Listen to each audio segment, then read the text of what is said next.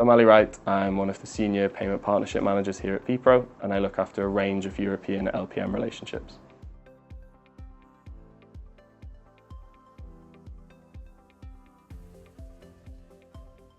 BLIK has very quickly become one of the most dominant payment methods within Poland. It was originally set up by a combination of 6 banks, the 6 largest banks in Poland, which instantly gave it a level of trust, but also allowed it to be very easily integrated into people's lives without needing to download any additional apps. In terms of how it was built, it was mobile native from the ground up, so it relies on in-app confirmations and a very seamless and secure, safe way for consumers to pay.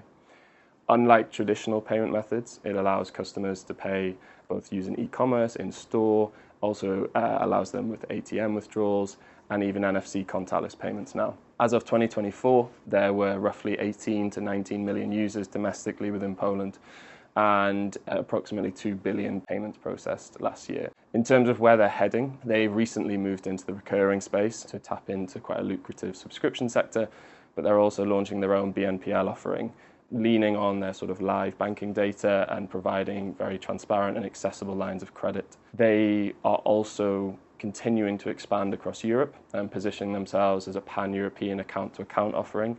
We're seeing Wero doing the same, following their moves into Slovakia and Romania last year.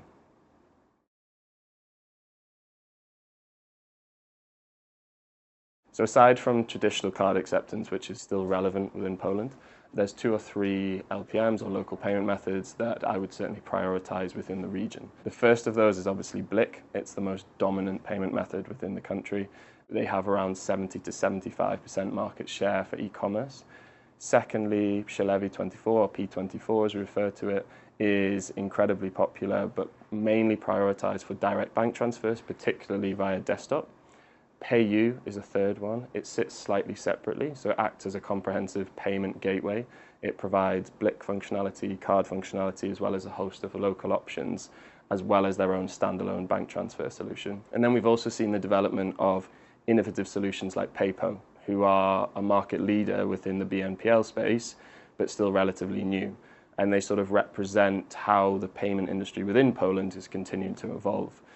I think what's important, though, is that we've seen increasingly merchants choose to complement BLIK functionality with either P24 or PayU to ensure that both there's a seamless user experience and checkout experience via both desktop and mobile users. So I think also from a PPRO perspective, what's important is that cards alone are definitely no longer sufficient individually. It's important that merchants are increasingly adopting LPM functionality in order to be successful within the region. And certainly APMs, alternative payment methods as they've been termed for so long, are certainly no longer the alternative within countries like Poland, but rather the mainstream and necessary.